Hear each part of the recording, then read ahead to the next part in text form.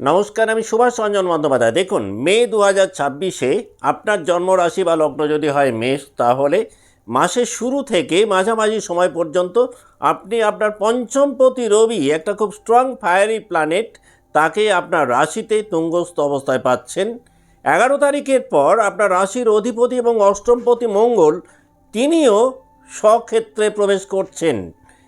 ভিতর থেকে একটা ভীষণ মনের জোর এই মাসটাতে আপনি পেতে পারেন। বিশেষ করে প্রথম দিকটাতে, এই মাসটাতে কিন্তু আপনার মধ্যে একটা বেশ ভালো রিভলিউশনারি স্পিরিট আপনি লক্ষ্য করবেন। 14-15 তারিখের পর গ্রহগত পরিবর্তনের কারণে এমন কোনো পরিবেশ পরিস্থিতির মধ্যে আপনি পড়তে পারেন যেখানে আর্জেন্টলি আপনাকে কোনো মেজর ডিসিশন হয়তো নিতে হতে পারে।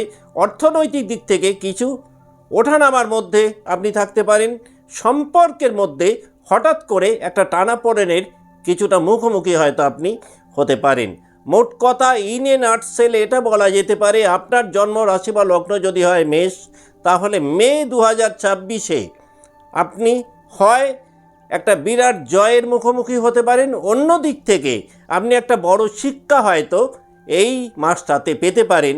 মাঝামাঝি কিন্তু কোনো জায়গায় আপনাকে অবস্থান করার মতন পরিবেশ বা পরিস্থিতি গ্রহগত কারণে বা জ্যোতিষিক দৃষ্টিকোণ থেকে তৈরি হবে না। তবে এই মাসটাতে আপনার অর্থনৈতিক অবস্থা, আপনার কর্ম, আপনার ব্যবসা, আপনার শিক্ষা, আপনার শরীর কেমন যেতে পারে, সেই বিষয়গুলোতে বিস্তারিত আলোচনার পূর্বে আমরা এক নজরে দেখে নেব 1 মে 2026 মেষ রাশি বা লগ্নের সাপেক্ষে মহাকাশে নবগ্রহদের কেমন অবস্থান রয়েছে। না, আপনার রাশিতেই অবস্থান করছেন মাসের মাঝামাঝি সময় পর্যন্ত আপনার পঞ্চমপতি রবি, তার সঙ্গে বুধ একত্রে। আপনার দ্বিতীয়ভাবে অর্থাৎ বৃষ রাশিতে শুক্র অবস্থান করছেন, যিনি 14 তারিখের পর আপনার তৃতীয় স্থানে অর্থাৎ মিথুন রাশিতে সঞ্চার করবেন। বৃহস্পতি কিন্তু আপনার তৃতীয়ভাবে অবস্থান করছেন। কেতু অবস্থান করছেন আপনার পঞ্চমভাবে। রাহু পুরো মাসটাতেই আপনার একাদশভাবে অর্থাৎ কুম্ভ রাশিতে অবস্থান করছেন। শনি এবং মঙ্গল একত্রে আপনার দ্বাদশভাবে বা মীন রাশিতে অবস্থান করছেন। এই মঙ্গল, তিনিও কিন্তু মে মাসের 11 তারিখের পর আপনার রাশিতে প্রবেশ করবেন। তাহলে কি ঘটতে পারে আপনার ক্ষেত্রে? না, মাসের শুরুতে আত্মবিশ্বাস কিন্তু চরম জায়গাতে থাকবে। নতুন অর্থ উপার্জনের কিছু উৎস মাসের শুরুতে আপনি পেতে পারেন। 11 তারিখের পর কিন্তু কোনো না কোনোভাবে ব্যয়ের মাত্রা বা অর্থ খরচের মাত্রা কিন্তু বাড়তে পারে। হঠাৎ করে কোনো ইম্পালসিভ ডিসিশনের কারণে নিজেই কিছুটা ফাইন্যান্সিয়াল লস হয়তো ডেকে আনতে পারেন, বিশেষ করে মে মাসের 12 থেকে 18 তারিখ এই সময়সীমাটার মধ্যে। এই মাসটাতে 14 তারিখের পর কমিউনিকেশান থেকে একটা ভালো ইনকাম আপনি পেতে পারেন। যারা মার্কেটিংয়ে রয়েছেন, যারা ফ্রিল্যান্সিং করেন, তারা কিন্তু মাসের দ্বিতীয় ভাগটাতে অর্থ উপার্জনের মাত্রা হয়তো বাড়াতে পারেন। হঠাৎ করে অর্থপ্রাপ্তিও ঘটতে পারে। যারা চাকরি জীবনে রয়েছেন, আপনার ডমিনেন্স কিন্তু কর্মক্ষেত্রে অনেকটাই বাড়বে। আর এই ডমিনেন্স বৃদ্ধি পাওয়ার কারণে বস বা হায়ার অথরিটির সাথে কিছুটা কনফ্লিক্টের মধ্যে আপনি জড়াতে পারেন। বিজনেস লাইফে কিন্তু বেশ কিছু নতুন ডিল বা কন্ট্রাক্ট আপনি এক্সপেক্ট করতে পারেন। যদিও যারা পার্টনারশিপ ব্যবসায় রয়েছেন, মে 2026-এ বিজনেস পার্টনারের সাথে কিন্তু কিছুটা এথিক্যাল কনফ্লিক্টের মধ্যে আপনি পড়তে পারেন। আপনি যদি পড়াশোনার মধ্যে থাকেন, তাহলে 10 তারিখ পর্যন্ত কিন্তু শিক্ষাক্ষেত্রে আপনার কনসেন্ট্রেশন লেভেল বেশ ভালো হবে। আপনি অনেক বেশি ফোকাস রাখতে পারবেন নিজেকে। কিন্তু 10 তারিখের পর কিছুটা হলেও শিক্ষা জীবনে ডিস্ট্রাকশান বাড়তে পারে। অ্যাঙ্গার ম্যানেজমেন্ট 11 তারিখের পর মেষ রাশি বা মেষ লগ্নের জাতক বা জাতিকাদের একটু বেশি জরুরি হতে পারে। অন্যথায় এই অ্যাঙ্গার ম্যানেজমেন্টকে কাজে লাগাতে না পারলে কিন্তু খুব মধুর সম্পর্ক বা খুব ভালো সম্পর্ক দেখবেন আপনার কারণেই একটা বিচ্ছেদের জায়গায় হয়তো যেতে পারে। সোশ্যাল লাইফে কিছুটা নাটকীয় পরিবর্তন মে 2026-এ আপনি এক্সপেক্ট করতে পারেন। এই মাসটাতে ঘুমের সমস্যা বাড়তে পারে। যাদের হার্ট রিলেটেড কোনো প্রবলেম রয়েছে, তারা কিছুটা সাফার করতে পারেন। এই মাসটাতে ব্লাড প্রেশার ওঠানামা বা ব্লাড প্রেশারের একটা ফ্ল্যাকচুয়েশন ফিল করতে পারেন, যদি আপনার জন্ম রাশি বা লগ্ন হয় মেষ। যাদের জন্মছকে শনি, রাহু বা মঙ্গল খুব সুস্থানগত নয়, অথবা এর পাশাপাশি শনি, রাহু বা মঙ্গলের মহাদশা বা অন্তর্দশা চলছে, তাদের কম বেশি পুরো মাসটাতে একটু কেয়ারফুল থাকলে আখেরে আপনি একটু লাভবান হতে পারেন। এখন আমরা দেখে নেব যে 3টে নক্ষত্রকে নিয়ে মেষ রাশি গঠিত, সেই নক্ষত্রে যারা জাতক বা জাতিকা রয়েছেন মে 2026 কেমন কাটাবেন।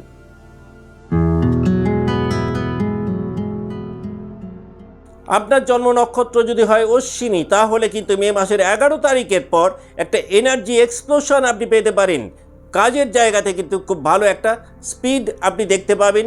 তবে যে কোনো অ্যাকশানের ক্ষেত্রে আপনার ইম্পালসিভনেস কিন্তু অনেকটাই বাড়তে পারে। বিশেষ করে 12 থেকে 18ই মে এই সময়টাতে কিন্তু ইম্পালসিভ অ্যাকশানের ক্ষেত্রে আপনি অনেক বেশি অ্যাক্টিভেটেড থাকবেন বা এনার্জেটিক থাকবেন। কেরিয়ারে বা চাকরি জীবনে কিছু সাডেন অপরচুনিটিস পেতে পারেন। যারা দীর্ঘদিন ধরে কর্ম পরিবর্তন করতে চাইছিলেন বা সুইচ ওভার করতে চাইছিলেন 12 থেকে 18 মে, তাদের জন্য কিন্তু টাইমটা অনেকটাই বেনিফিক। এই মাসটাতে ভ্রমণ যোগ আপনার বাড়তে পারে। যে কোনো শর্ট টার্ম ট্রাভেল বা শর্ট টার্ম ট্যুর আপনাকে বেনিফিট দিতে পারে। হেলথের ক্ষেত্রে মাইনার কিছু ইনজুরি হয়তো আপনাকে কম বেশি কিছুটা বিব্রত করতে পারে।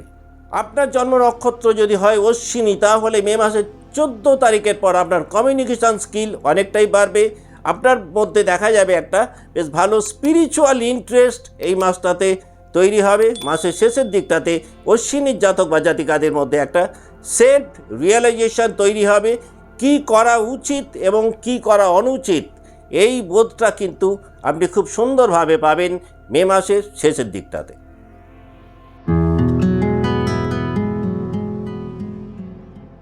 আপনি যদি ভরণী নক্ষত্রের জাতক বা জাতিকা হন, তাহলে ইমোশনাল ইন্টেন্সিটি মে মাসে আপনার অনেকটাই হাই থাকবে। 11 তারিখের পর আপনার ক্রোধ বাড়তে পারে, আর এই ক্রোধের কারণে যে কোনো সম্পর্কের ক্ষেত্রে কিছুটা হলেও কিন্তু আপনি সাফারিং হয়তো পেতে পারেন। ফাইন্যান্সিয়াল প্রেশার মাসের মাঝামাঝি সময়টাতে কিন্তু আপনাকে কিছুটা বিব্রত করতে পারে। 15 তারিখের পর হঠাৎ করে একটা ফ্যামিলি বার্ডেন হয়তো তৈরি হতে পারে, আর এই কারণেই আপনি এক্সট্রা কিছু লায়াবিলিটিস মধ্যে পড়তে পারেন। কেরিয়ারে হঠাৎ করে দেখবেন হিডেন কোনো কম্পিটিশান প্রকাশ্যে আসতে পারে বা আপনার চোখের সামনে উঠে আসতে পারে। বিজনেস লাইফে যারা রয়েছেন 10 তারিখ থেকে 20 তারিখ এই সময়টাতে বড় ধরনের কোনো ইনভেস্টমেন্ট এড়িয়ে চললে আপনি লাভবান হতে পারেন। জন্মছক যদি খুব ভালো হয় আলাদা কথা। যারা প্রেম জীবনে রয়েছেন, ওভার পজিটিভনেসের কারণে কিন্তু লাভ লাইফে কিছুটা হলেও তিক্ততার মধ্যে আপনি পড়তে পারেন, যদি আপনার জন্ম নক্ষত্র হয় ভরণী। আপনি যদি ভরণী জাতক বা জাতিকা হন, তাহলে এই মাসটাতে ফিজিক্যাল হেলথের দিক থেকে লোয়ার অ্যাবডোমেনের কোনো প্রবলেম আপনাকে কিছুটা সাফার করাতে পারে। যৌনাঙ্গের কোনো সমস্যাও কিন্তু এই মাসটাতে আপনাকে অল্প বিস্তর বিব্রত করতে পারে। 14 তারিখের পর নেটওয়ার্ক মার্কেটিং থেকে একটা ভালো উপার্জনের সুযোগ হয়তো আপনি পেতে পারেন। যদি অলরেডি নেটওয়ার্ক মার্কেটিংয়ে থাকেন, তাহলে 14 তারিখের পর সময়টা কিন্তু বেশ শুভ বলা যেতে পারে। মে মাসের শেষের দিকটাতে সব ব্যাপারেই সিচুয়েশান বা পরিস্থিতি কিন্তু আপনার অনেক বেশি নিয়ন্ত্রণে থাকবে, যদি আপনার জন্ম নক্ষত্র হয় ভরণী।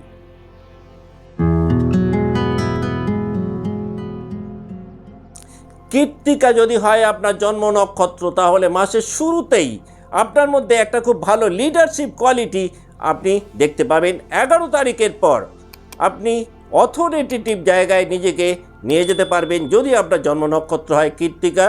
তবে 18 তারিখের পর ইগো ক্লাস কিন্তু আপনার এড়িয়ে চললে আপনি অনেকটাই লাভবান হতে পারেন। কেরিয়ারে একটা ভালো শিফটিং বা রোল চেঞ্জ হতে পারে। 15 তারিখের পর আপনি ফাইন্যান্সিয়ালি অনেকটাই স্টেবল জায়গায় নিজেকে দেখতে পাবেন। যারা বিজনেস এক্সপ্যানশন চাইছেন, মে মাসের 20 তারিখের পর যদি বিজনেস এক্সপ্যানশন করেন, সেটা আপনার জন্য ভালো হতে পারে। আপনি যদি পড়াশোনার মধ্যে থাকেন, আপনি যদি কোনো গুরুত্বপূর্ণ পরীক্ষা দেন, তাহলে কিন্তু মে 2026-এ আপনি একটা ভালো রেজাল্ট বা মনোমতো রেজাল্ট বা এক্সপেক্টেড রেজাল্ট পেতে পারেন। ফ্যামিলি লাইফে কিন্তু ডমিনেন্স কমাতে না পারলে আপনি নিজেই পারিবারিক জীবনে কিছুটা কনফ্লিক্ট নিজেই তৈরি করবেন।